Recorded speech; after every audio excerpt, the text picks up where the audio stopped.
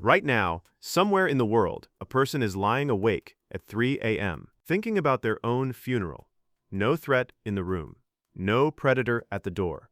Just a quiet, gnawing certainty that one day they will stop existing. No other animal on Earth seems to do this. You might want to argue. A deer bolts the instant it smells a leopard. A gazelle runs for its life when a lion breaks cover. Surely those animals are afraid of death? They're afraid of that lion, right now, in that moment. It's terror of a specific, immediate threat, and almost every animal alive has it, because the ones that didn't run got eaten.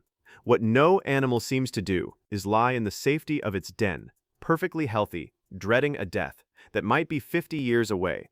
That gap between fleeing a predator and contemplating your own mortality is one of the strangest things about being human. And scientists have spent the last decade trying to map exactly where the line falls. The field even has a name now. It's called Comparative thanatology, the study of how animals respond to death. And the closer researchers look, the blurrier the line becomes.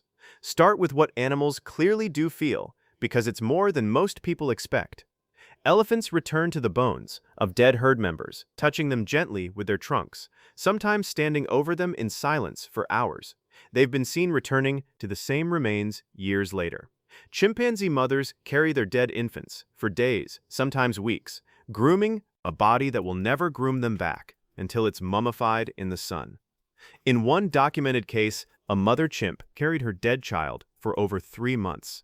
Orcas have pushed dead calves through the ocean for more than 1,000 miles before finally letting go. Crows gather around their dead in tight, noisy clusters that look unsettlingly like funerals, and researchers think they're studying the scene, learning what killed one of their own. Giraffes, dolphins, magpies, even some ants behave differently around their dead. These are not the reactions of animals that feel nothing. Something is happening in those minds. The question is what? Here's the trap most people fall into. We see an elephant mourning and assume it understands death the way we do. But noticing that a body has stopped moving is a very different thing from understanding death as a concept. And philosopher Susanna Munso, who studies this for a living, has spent years trying to pull those ideas apart. Her argument is careful, and it's worth following. To have a real concept of death, she says, an animal needs to grasp 2 things: that the dead are non-functional, and that death is irreversible. And here's the surprising part. A lot of animals probably do learn this, not from instinct, but from experience. A predator that has killed many times comes to understand that prey which has stopped struggling won't suddenly fight back. An animal that has lost several companions may slowly learn that they never return. So animals aren't blank slates about death. Many of them seem to grasp pieces of it. But notice what all of that has in common. It's always about another creature. The dead body over there, the companion who didn't come back. That second body is where the human mind does something no other mind has been shown to do. We don't just understand that things die. We understand that we will. Each of us carries the knowledge of our own guaranteed ending, projected into a future that hasn't arrived yet. And no animal has ever shown convincing evidence of holding that thought. To see how strange this ability is, look at how late it arrives even in us. A human baby has no concept of death at all, and it plays happily, unaware. Neither does a toddler, while psychologists quietly study how the understanding grows. Children typically don't grasp the full reality of death until somewhere between the ages of 5 and 7. Before that, a child might think death is temporary like sleep, or that the dead can still feel cold. The understanding arrives in pieces. First, that it's final. Then, that it happens to everyone. Then, often last and hardest, the child realizes the most uncomfortable piece. It will happen to me.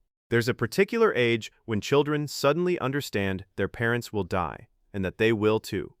It tends to land like a small earthquake, a burst of questions, sometimes tears, sometimes a long quiet.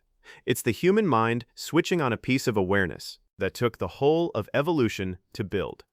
So where does this awareness come from, and why us and nothing else? The answer sits in the same oversized, restless brain that built everything else we're proud of. To dread your own death, you first need to be able to imagine a future at all. You need to picture a version of the world, run it forward in your mind, and place yourself inside it. Psychologists call this mental time travel, and humans are extraordinary at it. We plan harvests months ahead, and we save for an old age that's decades away. We rehearse conversations that haven't happened and worry about deadlines that haven't arrived. That same machinery has a side effect. If you run the simulation far enough, you arrive at a future where you simply aren't there anymore. The ability to plan your life and the ability to foresee its ending are the same ability. Every creature that can truly imagine tomorrow is forced, sooner or later, to imagine the last one. And our ancestors didn't stumble onto this knowledge and shrug it off. They began to build. The evidence is in the ground, from around 100,000 years ago, when humans did something no creature had ever done. They began burying their dead on purpose, deliberately, and they stayed instead of walking away. They placed them in graves with objects, tools, food, ornaments, sometimes flowers traced in ancient pollen. At Sungir in Russia, archaeologists found 2 children buried 34,000 years ago, covered in thousands of ivory beads.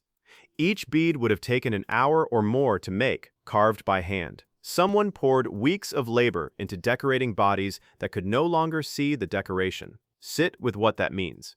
These were Ice Age people scraping out an existence where every calorie and every hour mattered, and they chose to spend that precious time and effort on the dead. You don't do that unless death means something to you, unless you understand it well enough to answer it. That answer, ritual, may be one of the oldest human inventions. And it never stopped evolving, growing more elaborate across the ages. Every religion ever created is in part an answer to the question of what happens when we die. Every pyramid, every tomb, every cathedral is a structure built in the shadow of mortality.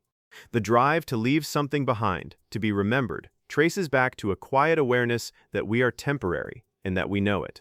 Psychologists have even measured how heavily this sits on the mind, in a concept called mortality salience. When people are subtly reminded of death, their behavior shifts in measurable ways. They hold tighter to their beliefs, their groups, their sense of meaning and identity. A startling amount of human culture, our values, our art, our need to belong, exists to manage a fear no gazelle has ever felt. We've spent thousands of years building elaborate systems whose hidden job is to make the knowledge of death bearable. There's a strange double edge running through all of this. The very awareness that helped our ancestors plan and survive is also a source of suffering nothing else endures. Only we carry the full weight of the ending, while a row of animals beside us carries nothing. A healthy lion never lies awake dreading old age.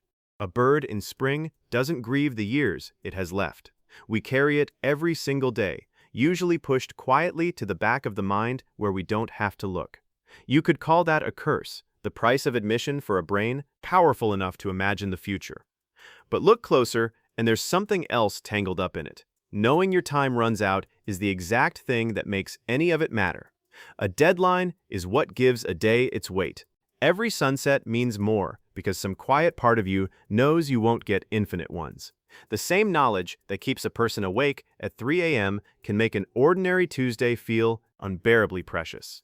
Somewhere far back in our history, a brain grew large enough to picture tomorrow, and the moment it could, it caught its first glimpse of a tomorrow that wouldn't include itself. Every creature that came before us lived and died without ever seeing it coming. All of them gone, none aware. We are the one animal that looks straight at the ending and keeps building anyway. We plant trees we won't sit under and write names on things meant to outlast us. And tonight, when you turn off the light, that quiet awareness will still be there. The same awareness that carved the first beads, raised every cathedral, and shaped every story we tell. We look up at the sky and try to make sense of being here at all. No other animal has ever had to make peace with it.